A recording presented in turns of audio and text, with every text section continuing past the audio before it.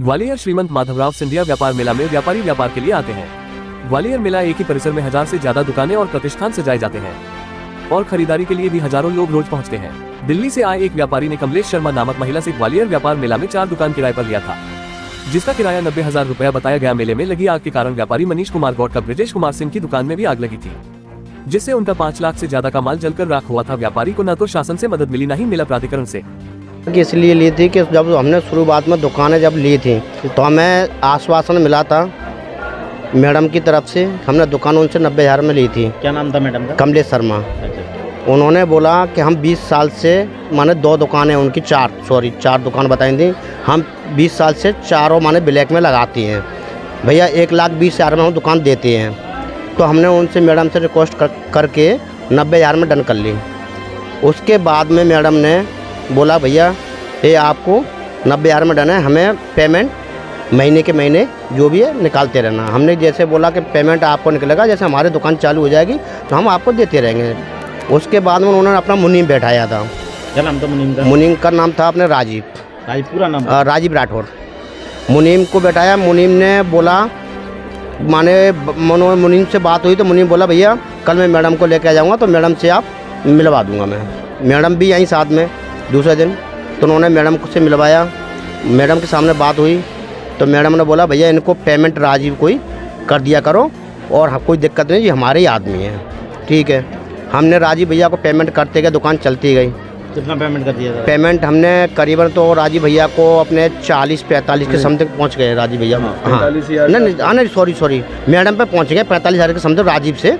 वैसे पेमेंट हो गया 60,000 पहुँच चुके हैं। मैडम को भी हमने कैश दिए थे, जिसमें हमारा डायरी थी वो जल गई थी इसमें, तो हमें याद नहीं है। अब क्या प्रॉब्लम आ रही है जिस कारण आपको मीडिया? प्रॉब्लम जी आ रही है, जिस दिन आग लगी थी 11 तारीख को शाम के 4-4:30 बजे के समथिंग। दूसरे दिन 12 तारीख को मेला कमेटी सब लोग आए थे। उन्होंने हमें आश्वासन दिया था भैया हम आप लोगों की सहायता करेंगे, जो मेला से जो फंड मिलेगा जो भी मिलेगा वो हम आपको करवाएंगे। तो उन्होंने धरना भी धर रखा था वहाँ पे।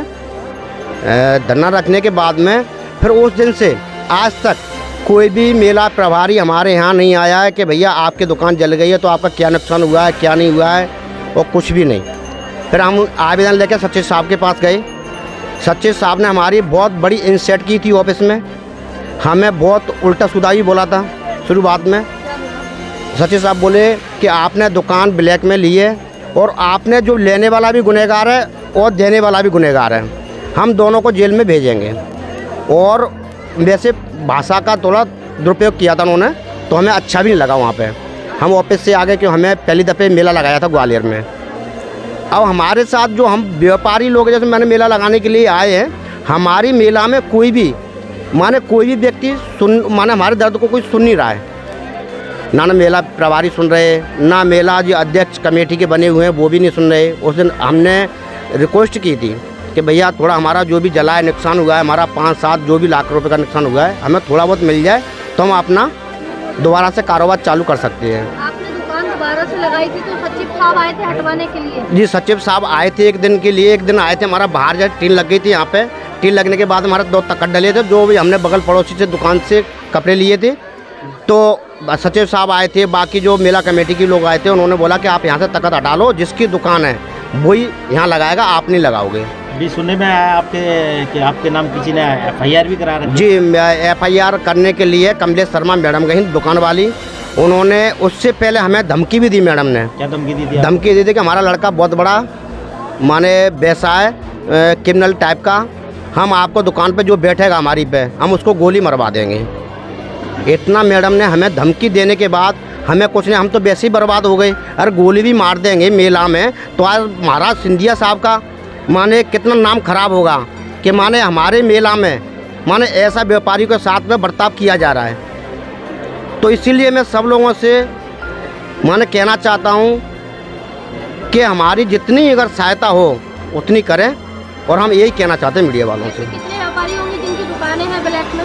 ब्लैक में दुकानें मैडम देखो हमें इतना तो नहीं पता, पर दुकानें सुनने में आ रहा है बहुत सी ज़्यादा। मैंने ये आग लगी उसके बाद में कि इनकी दुकानें बहुत सारी दुकानें ब्लैक में उठी हैं, बहुत सारी। वो भी कोई माने 2-3 जिसकी दुकानें उठी हैं, माने किसी ने ब्लैक में ली है। हमारे दुकान पे जो भी हमने जिस कमलेश शर्मा से दुकान ली है ना, वो भी दुकान नहीं लगाती हैं। वो भी 20 साल से दुकानें ब्लैक में ही देती आ रही हैं।